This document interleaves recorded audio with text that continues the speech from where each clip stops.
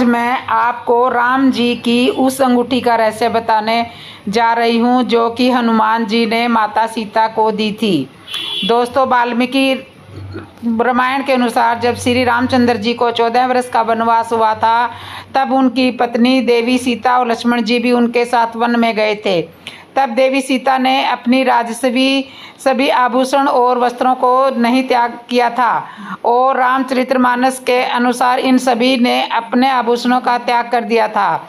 यह तो सीता जी के आभूषण का उल्लेख है, परंतु सीता जी के पास एक रत्न जड़ित अंगूठी थी जो कभी भी नहीं उतारनी थी, परंतु एक बार उन्हें उतारना पड़ा। चलिए देखते हैं। आप या तो जानते ही हो कि 29% ही इस पृथ्वी पर भूमि है और जिस तरह पर्वत, वन, ग्राम, विहार और नगर बसे हुए हैं और 71% जल है, इसी 29% भूमि को शेषनाग जी ने अचल रूप से अपने फणों पर धारण किया हुआ है, जिससे यह सागर की लहरों की तरह है। परंतु एक बार पाताल लोक में शेषनाग जी के साथ कई देवता तथा ऋषि मुनि आदि कुछ मंत्रणा कर रहे थे। इस मंत्रणा में किसी बात पर सभी लोग हंस पड़े थे। सभी लोगों के साथ अपने सिर पर भूमि को धारण किए हुए शेषनाग भी हंस पड़े थे, जिसके कारण पृथ्वी हिल गई और अपने हाथों से पृथ्वी को सहारा देकर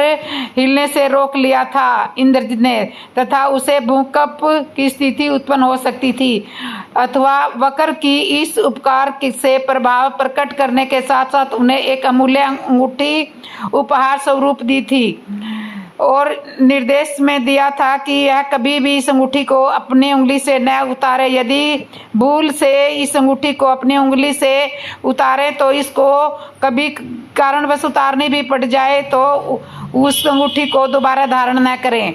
सनातन धर्म के प्रसिद्ध वैदिक संतों में से एक है। उनके जन्म और शिक्षा की कथा बड़ी ही रोचक है, जो कि हम किसी और एपिसोड में देखेंगे। अष्टावक्र वह अंगूठी हमेशा धारण किए रहते थे।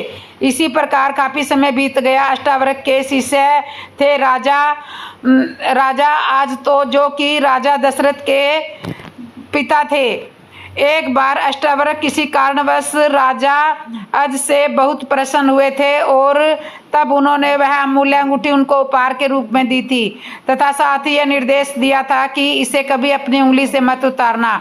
अपने गुरु की आज्ञा का पालन करते हुए अंत समय तक उन्होंने अंगूठी को नहीं उतारा था, परंतु अंत समय पर उन्होंने इसी अंगूठी को अपने पुत्र राजा दशरथ को दे दिया था, तथा साथ ही उन्हें यह भी निर्देश दिया था कि इस अंगूठी को कभी भी ना उतारना। और उदाहरण दोस्तों, पिता द्वारा दी गई उसे अंगूठी को कभी अपनी उंगली से नहीं उतारते थे। इस प्रकार समय बीतता गया और राजा दशरथ के चारों राम, लक्ष्मण, भरत और शत्रुघ्न का विवाह हो गया और एक दिन सभी आभूषण और राजसी वस्त्र उतार कर राजा दशरथ भोजन कर रहे थे। तभी महारानी कौशल्या ने आकर राजा दशरथ से कहा कि आज पहली बार आपकी पुत्र वधू सीता ने भोजन बनाया है और आप उसी को नेक दिए बिना भोजन कर रहे हो। यह सुनकर वे थोड़े हैरान हुए और क्योंकि उन्होंने या तो पता नहीं था कि भोजन उनकी पुत्रवधू सीता ने बनाया है।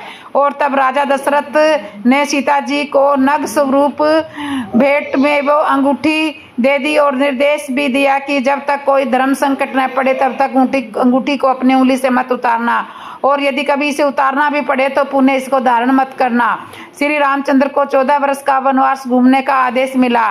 तब तीन दिन तक राम और सीता लक्ष्मण ने उसी वन के लिए प्रस्थान किया, तथा 2-3 दिन के बाद जब वे गंगा के तट पर पहुंचे तब प्रभु राम ने गंगा नदी पार करने के लिए केवट को नौका मांगी थी। परंतु श्री राम ने केवट से नौका क्यों मांगी थी, इसके पीछे भी छोटी सी कथा है, और वह यह है कि एक बार देव इंद्र की सभा में गर्दभ चित्र केतु गीत सुना रहे थे। वह सभी देवता वहां पर मौजूद थे। उन ऋषियों में ऋषि दुर्वासा भी मौजूद थे। गीत चल रहा था और चित्रकेतु में व्यंग हो गया और इस पर दुर्वासा को दुर्वासा को भय हो गया था और चित्रकेतु को वृक्ष होने का श्राप दे दिया। चित्रकेतु के अन्य विनय दुर्वासा दुर्वित भूल गए थे और मुक्ति का मार्ग बताते हुए कहा कि जब राम वनवास के लिए गंगा पार करेंगे तब तुम्हारे वृक्ष की बनी लकड़ी की नौका पर पैर रखते ही तुम्हारा उद्धार हो जाएगा। इसलिए भगवान राम ने चित्रकेतु की मुक्ति व दुर्वासा के वचनों को सत्य करने के लिए नौका की मांग की थी, परंतु केवट भगवान राम को नौका में बैठने से मना कर रहा था। प्रभु की सहायता करके समय ही भवसागर से उतरना चाहता था। जब प्रभु ने सारी शर्तें स्वीकार कर ली तो केवट ने भगवान राम को गंगा पार कर दिया था। दोस्तों मुक्ति का मार्ग बताते हुए कहा कि राम वनवास के लिए गंगा पार करेंगे तब तुम्हारे वृक्ष की छाल से बनी नौका पर पैर रखते ही तुम्हारा हो जाएगा। तो केवट भगवान राम को नौका में नहीं बैठने दे रहा था क्योंकि सहायता उसके समय के भवसागर से पार उतरना चाहता था। जब प्रभु ने सारी शर्तें स्वीकार कर ली तो केवट ने भगवान राम को गंगा पार कर दिया था। दोस्तों अब देवी सीता ने देखा कि उनके पति राम जी के पास केवट को उतराई देने के लिए कुछ भी नहीं है, तो उनके सामने एक धर्म संकट की स्थिति उत्पन्न हो गई थी। तब उन्होंने केवट को उतराई देने के लिए अपनी उस अंगूठी को उंगली से उतारकर भगवान राम को दे दिया, परंतु जब भगवान राम ने यह अंगूठी केवट को उतराई स्वरूप देना चाहते तो केवट ने अंगूठी लेने से इनकार कर दिया था। तब यह अंगूठी राम जी ने धारण कर ली थी क्योंकि सीता जी इस अंगूठी को नियम अनुसार पुण्य धारण नहीं कर सकती थी, इसलिए अंगूठी को राम जी ने धारण कर लिया था। वनवास के कुछ दिन बाद श्री राम लक्ष्मण सीता जी मुनि और उनकी अतर मुनि और उनकी पत्नी देवी अनसुईया से आज्ञा लेकर दंडकारण्य वन की ओर प्रस्थान किया था। उस दंडकारण्य वन में रावण के साम्राज्य का हिस्सा था और वह तीनों पंचवटी नामक स्थान पर जाकर निवास करने लगे थे, जो कि दंडकारण्य वन के आसपास ही थी और आज भी है। वहाँ उन तीनों का सामना रावण की बहन शूर्पणखा से हो गया था,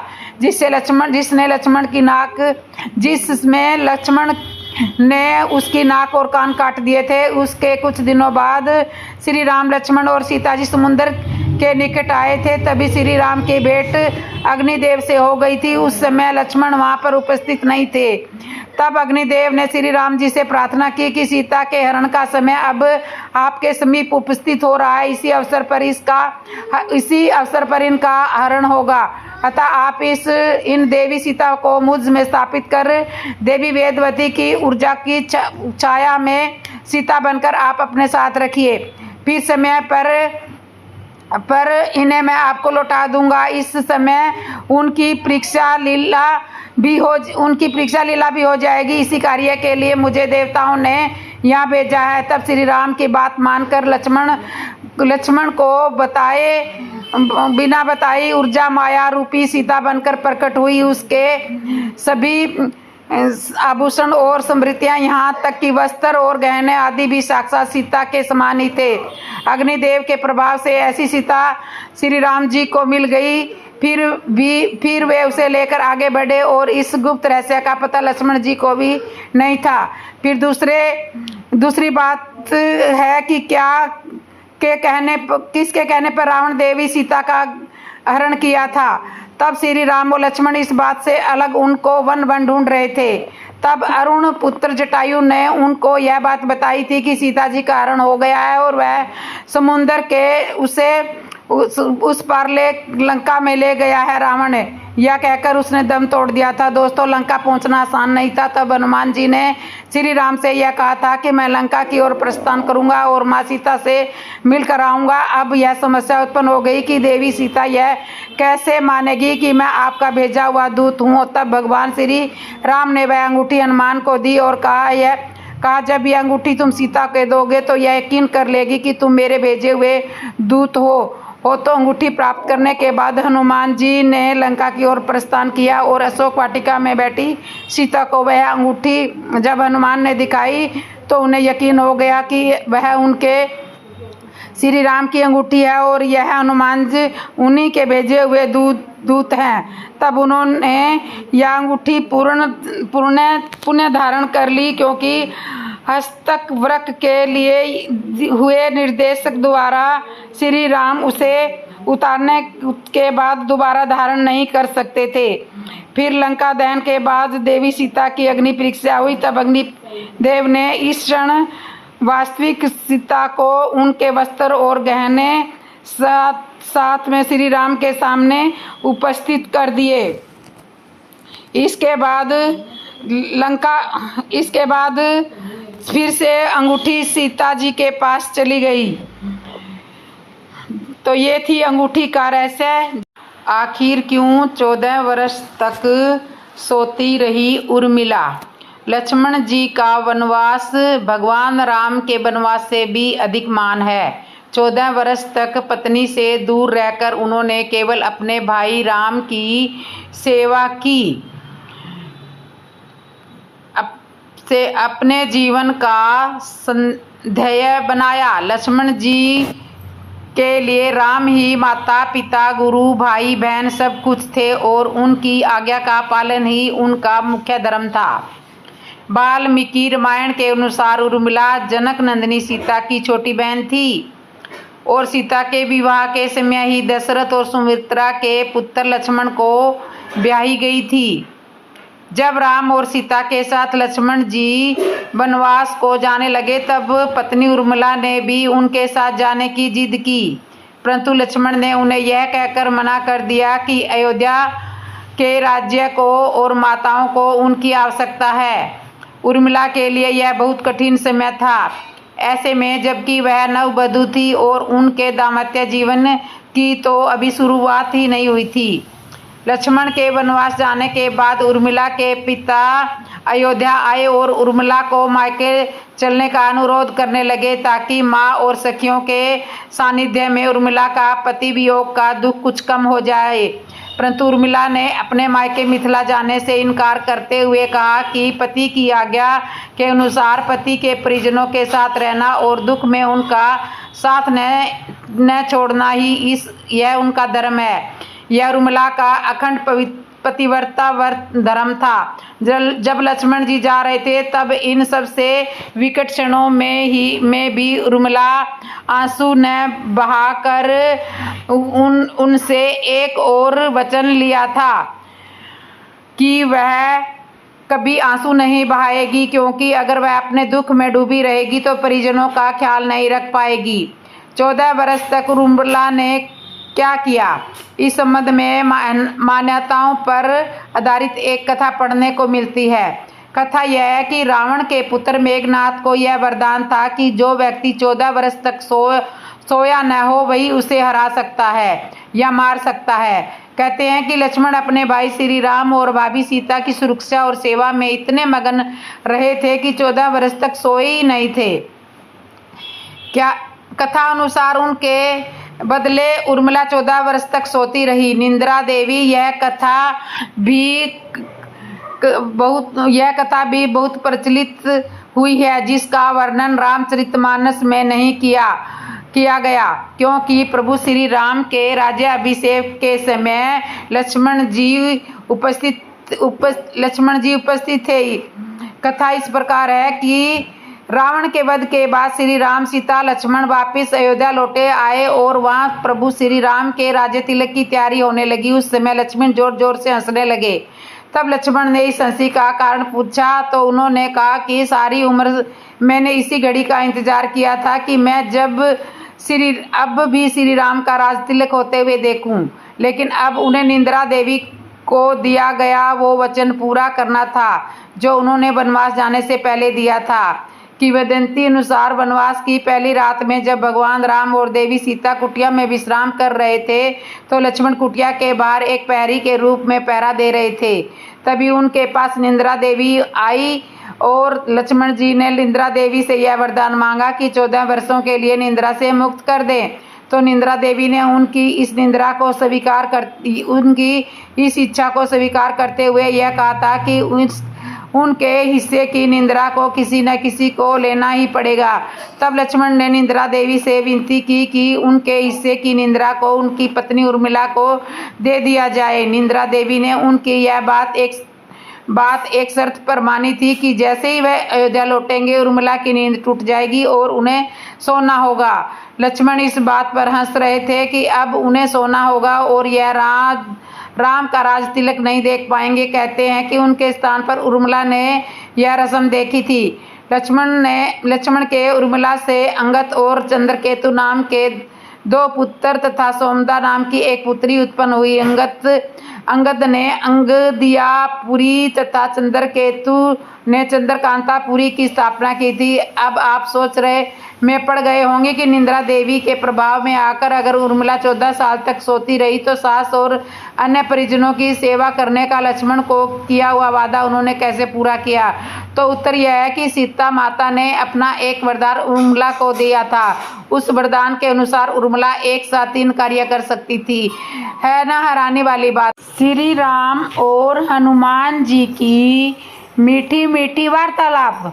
नेत्रों में अश्रुपात करते हुए हनुमत लाल प्रभु श्री राम जी से विनती करते हैं, अर्थात हे प्रभु, एक तो मैं हूँ ही मंदबुद्धि, दूसरे मोह के वश में हूँ, तीसरे हृदय का कुटिल और अज्ञानी भी हूँ। फिर भी ये दिन बंधु भगवान आपने मुझे भुला दिया।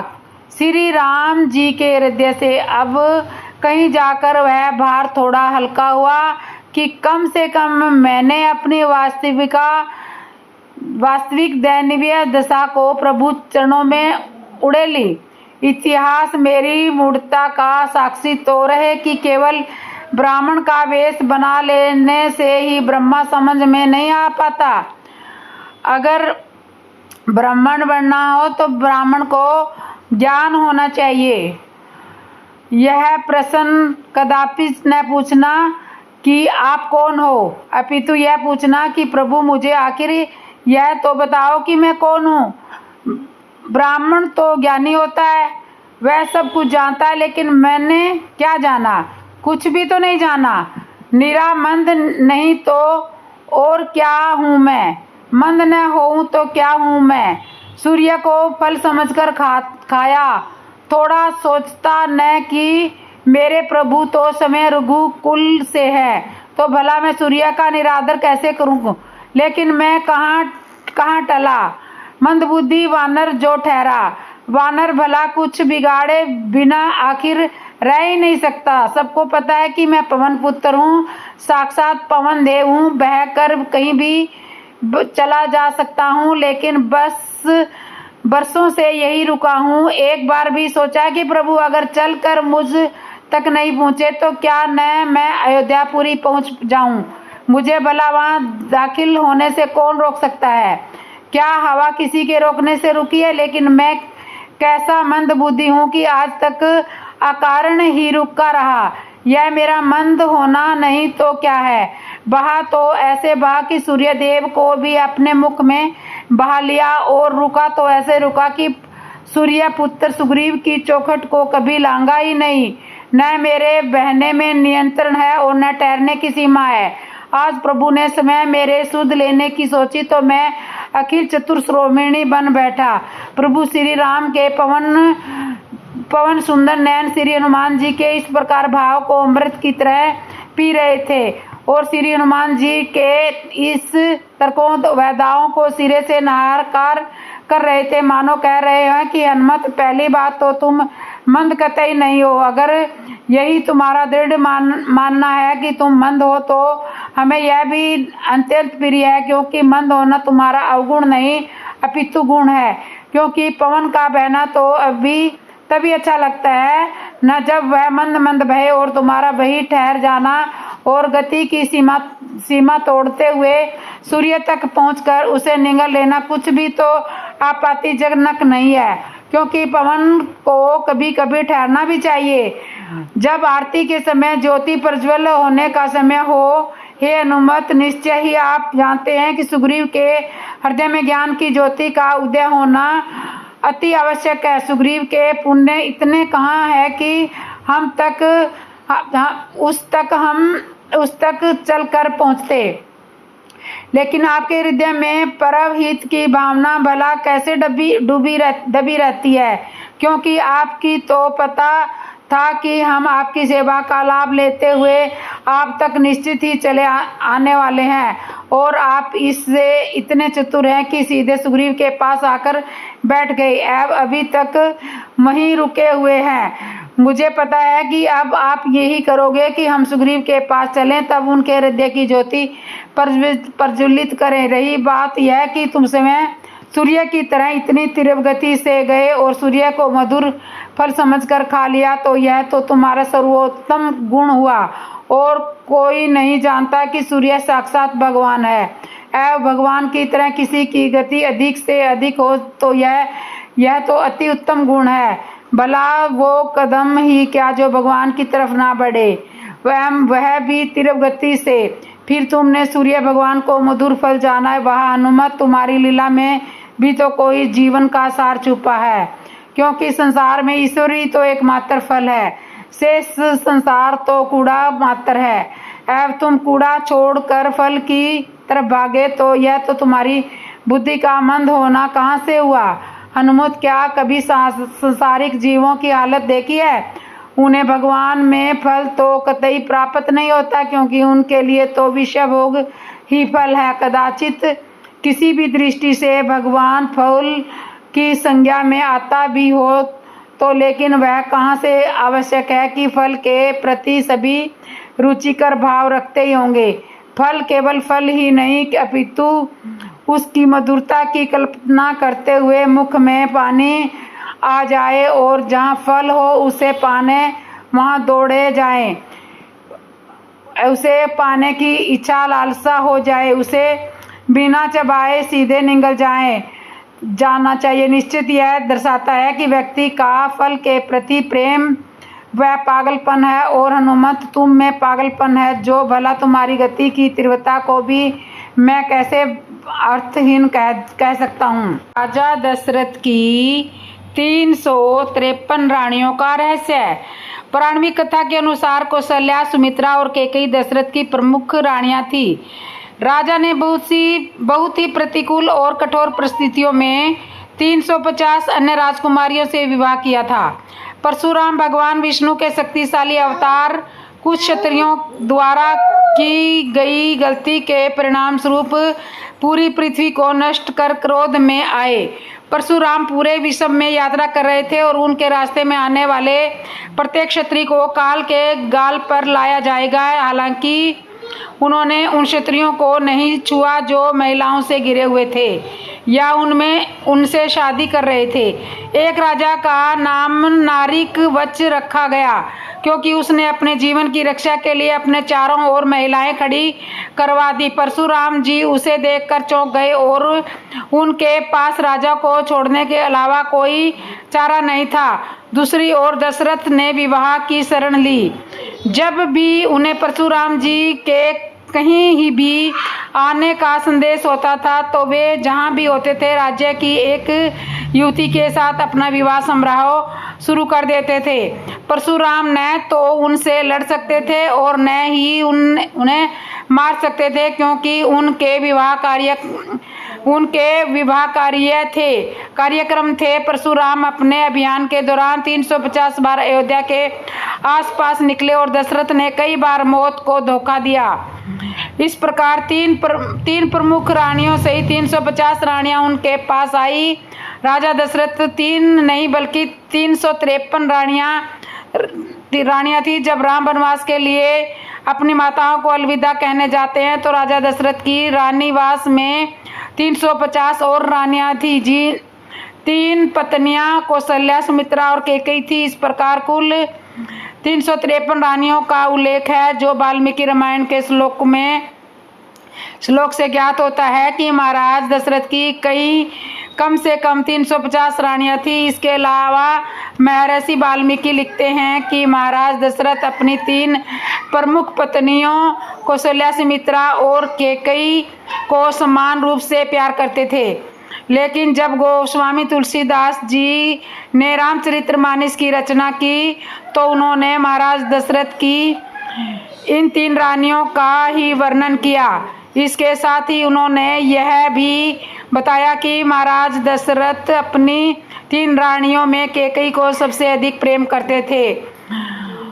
हो सकता है कि महर्षि वाल्मीकि ने समय रामायण में महाराज दशरथ की अन्य पत्नियों का विस्तार से वर्णन न किया हो, इसलिए तुलसीदास जी ने उन्हें रामचरितमानस में शामिल नहीं किया।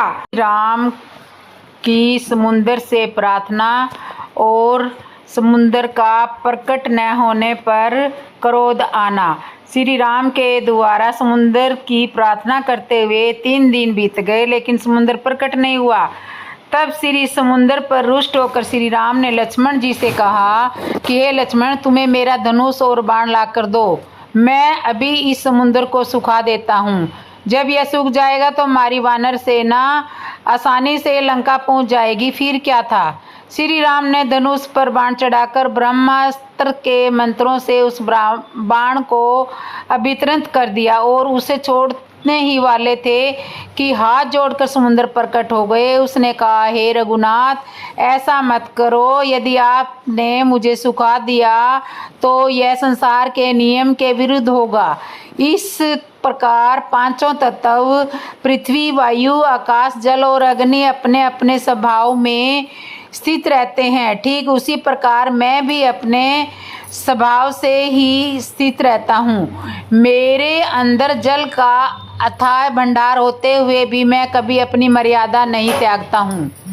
इसलिए हे रघुनाथ, मैं आपको एक ऐसा उपाय देता हूँ जिसे करके आपकी वानर सेना बिना किसी रुकावट के लंका पहुँच जाएगी। तब श्री राम ने कहा कि ठीक, यह तो ठीक है कि तुम मुझे उपाय बता दोगे, लेकिन अब मुझे यह बाण ब्रह्मास्त्र के मंत्रों से अभितृत कर लिया है, यह अमोघ है, इसे छोड़ना ही पड़ेगा। इसलिए मुझे अब यह बताओ कि इसे कहाँ छोड़ूं।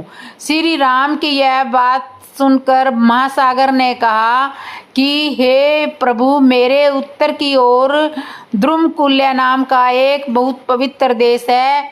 वहाँ पर आभीर समुदाय के बड़े ही दुष्ट लोग रहते हैं। वे सब के सब पापी और लुटेरे हैं। वे सभी मेरे ही जल का उपयोग करते हैं। इसलिए हे श्री राम, आप इस ब्रह्मास्त्र के मंत्रों से अभिमंत्रित इस अमोघ बाण को वहीं पर छोड़ दीजिए। समुद्र की यह बात सुनकर श्री राम ने जैसे ही उस अमोघ बाण को समुद्र के बताए हुए स्थान पर छोड़ा तो वहाँ पर उस बाण के प्रकोप से धरती थर्रा उठी। बड़ी भयानक आवाज़ हुई। उस बाण का प्रभाव इतना ज़्यादा था कि वहाँ एक कोए के समान पृथ्वी में छेद हो गया। एक कुएं के समान पृथ्वी पर छेद हो गया। उस कुएं रूपी छेद में से जल निकलने लगा। वह जल समुद्र के ही समान था। उस स्थान पर पृथ्वी के अंदर का सारा जल उस बाण के आघात से निकल गया, जिससे वह स्थान सूख गया।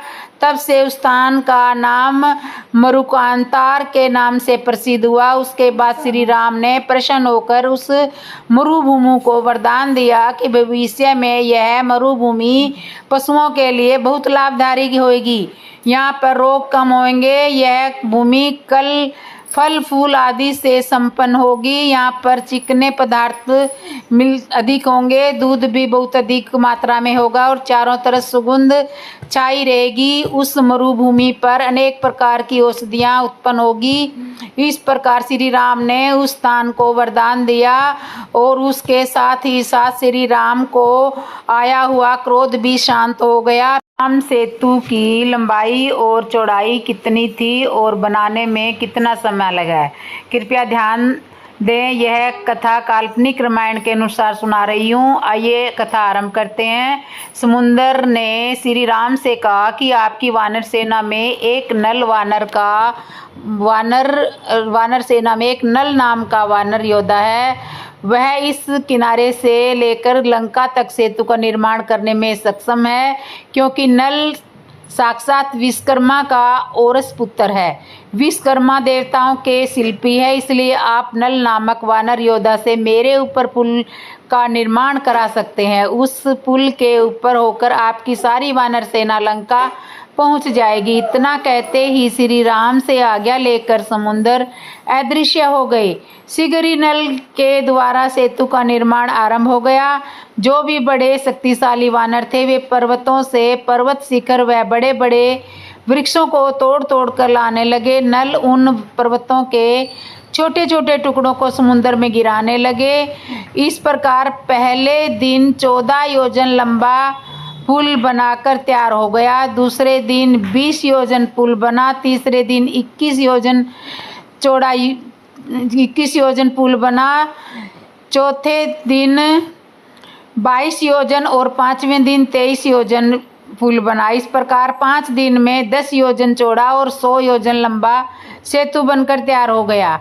इसके बाद विभीषण अपने उन 4 सेवकों के साथ उस पुल के लंका वाले किनारे पर जाकर खड़े हो गए, जिससे कि कोई भी राक्षस उस पुल को तोड़ने का प्रयास न कर सके। इस प्रकार 1 खरब वानर सेना देखते ही देखते लंकापुरी पहुंच गई। तभी हनुमान जी ने श्री राम जी को और अंगद जी ने लक्ष्मण जी को अपने कंधे पर बैठा लिया और पूरे उत्साह के साथ उस सेतु को पार करने लगे। वानर सेना इतनी उत्साहित थी कि उनमें से कुछ वानर तो समुद्र में कूद गए और तैरते हुए लंकापुरी की तरफ जाने लगे, और जो वानर आकाश मार्ग से जाने में सक्षम थे वे उड़ते हुए लंकापुरी की ओर जाने लगे। बची वानर सेना उस पुल के ऊपर से उछलते कूदते हुए लंका की तरफ जा रही थी। और इस प्रकार श्री राम, लक्ष्मण और सुग्रीव के नेतृत्व में सारी वानर सेना लंका के किनारे पर पहुंच गई। हनुमान जी को माता सीता का पता किसने दिया था? रामायण काल में लंकापति रावण जब साधु का वेश बनाकर माता सीता का अपहरण कर उन्हें अपने पुष्पक विमान में लंका ले जाता है, तो एक पक्षी द्वारा उसे रोकने का प्रयास किया जाता है। धार्मिक ग्रंथों के अनुसार ये पक्षी कोई और नहीं बल्कि जटायु थे, जो एक गरुड़ पक्षी थे। माता सीता को बचाने के लिए जटायु ने शक्तिशाली रावण पर हमला बोल दिया था, परंतु शक्तिशाली रावण ने जटायु के पंख काट दिए, जिससे जमीन पर जटायु आ गिरे। किंतु प्राण त्यागने से पहले श्री राम को रावण के बारे में बताया कि रावण द्वारा माता सीता को ले जाया गया है। आपकी जानकारी के लिए बता दें कि पुराणिक कथा के अनुसार जटायु का एक भाई भी था जिसका नाम था संपाति, जो दोनों अरुण नाम के देव पक्षी की संतान थे, जो समय अरुण प्रजापति कश्यप की संतान थे, तथा इन्हीं के एक भाई थे जिन्हें गरुड़ कहा जाता था। इसके अलावा बता दें, दृष्टि के पालनकर्ता भगवान विष्णु के वाहन भी गरुड़ भी हैं, तथा अरुण सूर्यदेव के सारथी हैं। धार्मिक कथाओं के अनुसार रावण द्वारा प्रहार के कारण जब जटायु की मृत्यु हो गई थी, तो भगवान राम की मदद के लिए उनके सभी सहयोगी जुट गए, जिसमें उनके परम भक्त हनुमान, जाम्बवत, अंगद, सुग्रीव आदि थे। माता सीता की खोज करते करते इन्हीं में एक और नाम शामिल हुआ था, वो था संपाति। शास्त्रों के अनुसार संपाति और कोई नहीं बल्कि जटायु के भाई थे, जिन्हें हनुमान जी ने रावण द्वारा सीता माता को ले जाने तक से लेकर जटायु जी को मृत्यु को प्राप्त हो जाने तक की पूरी घटना बताई थी।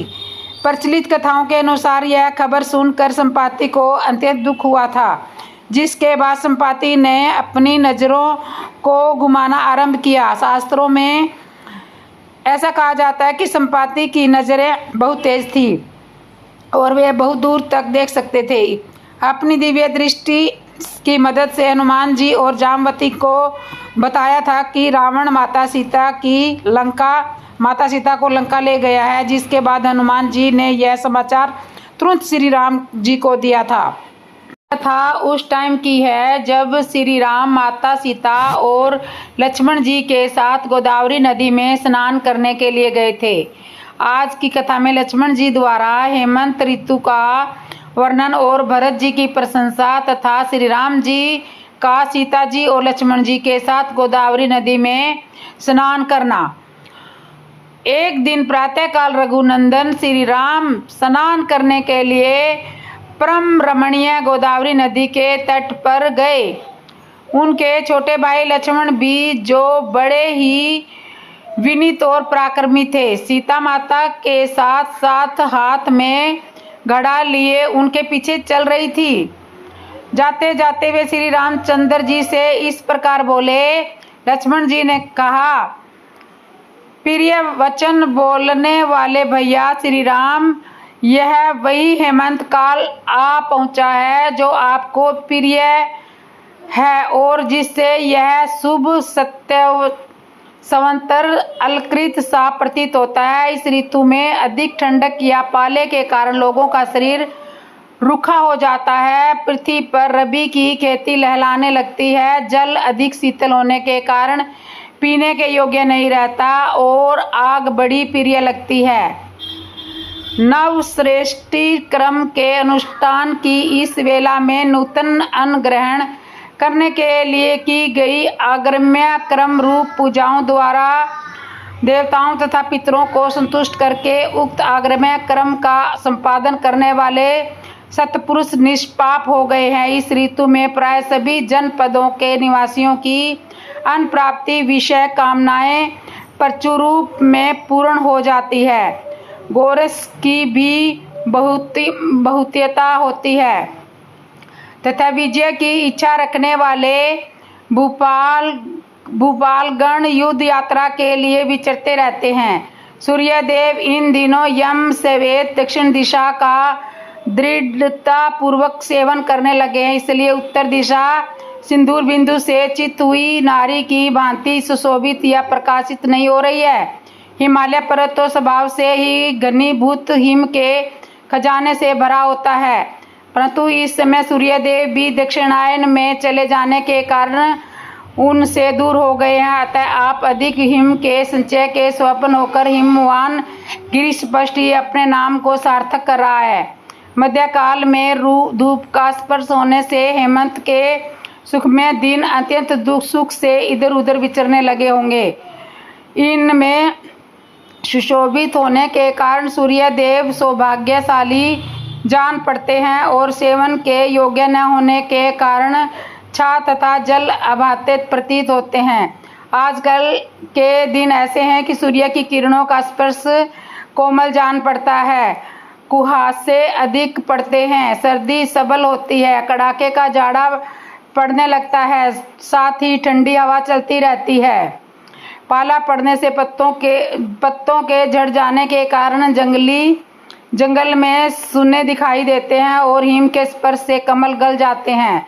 इस हेमंत काल में रातें बड़ी होने लगती है, इनसे सर्दी बहुत बढ़ जाती है। खुले आकाश में कोई नहीं सोते। पौष मास की ये रातें हिमपात के कारण धूसर होती है। हिम काल में चंद्रमा का सौभाग्य सूर्यदेव में चला जाता है, जिसके कारण ऐश्वर्य और सूर्य मंदरसीम होने के कारण सेव्य हो गए हैं। चंद्रमंडल हिमकणों से आच्छादित होकर धूमिल जान पड़ते हैं। अतः चंद्रदेव निश्वास वायु से मलिन हुए दर्पण की भांति प्रकाशित नहीं हो रहे हैं। इन दिनों पूर्णिमा की चांदनी रात भी तहिनी बिंदुओं से मलिन दिखाई देती है, प्रकाशित नहीं होती है।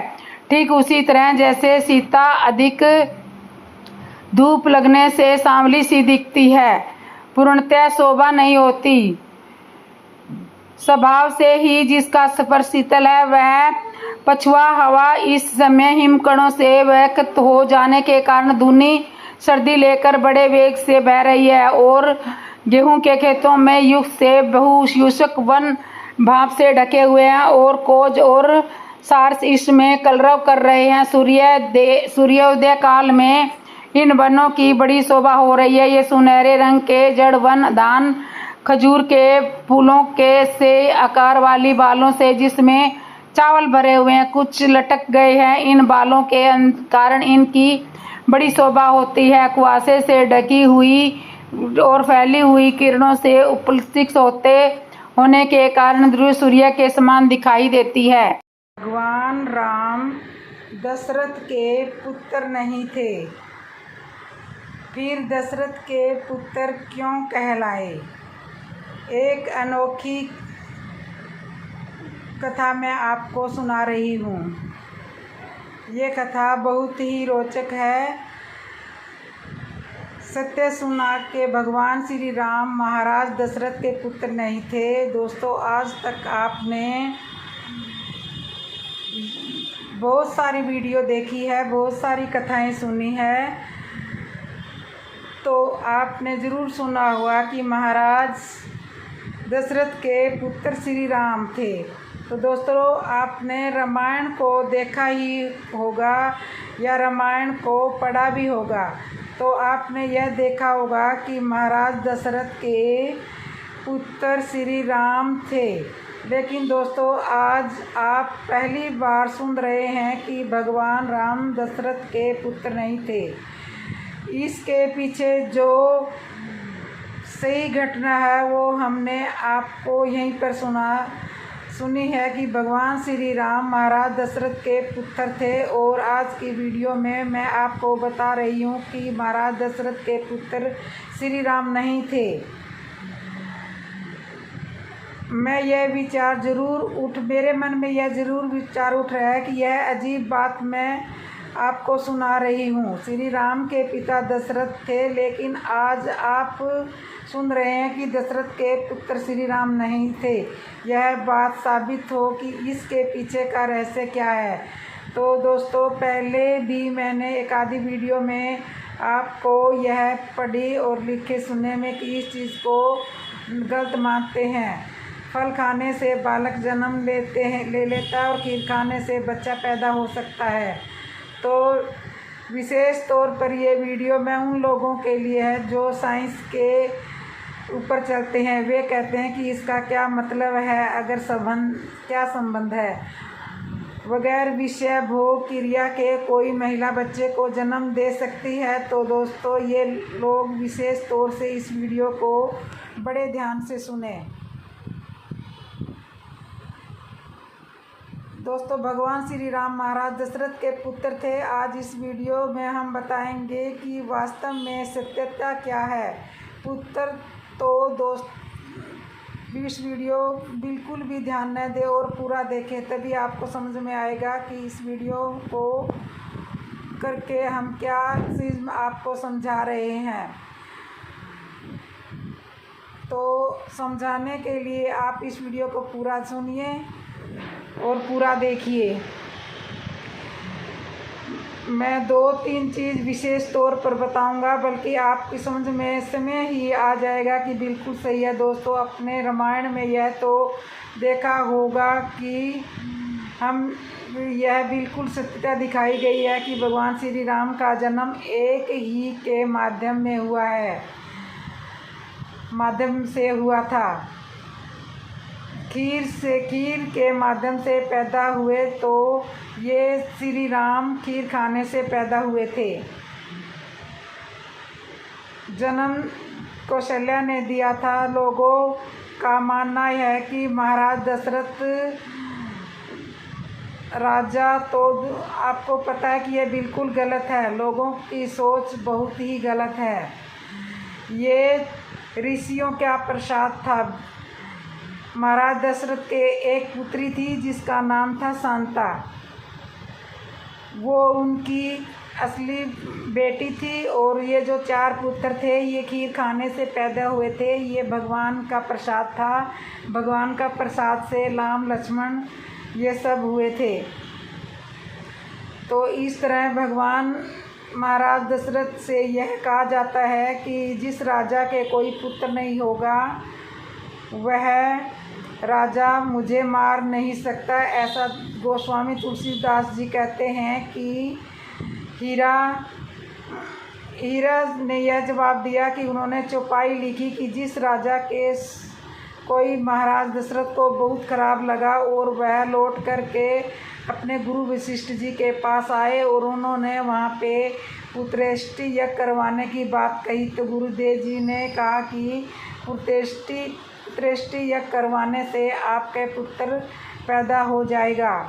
तो इस तरह से इसके लिए बेटा आपको एक कार्य करना पड़ेगा। और दशरथ के कहने से उनके गुरु वशिष्ठ जी ने यह समझाया कि आप अपने घर पर पुत्रेष्टि यज्ञ करवाओ।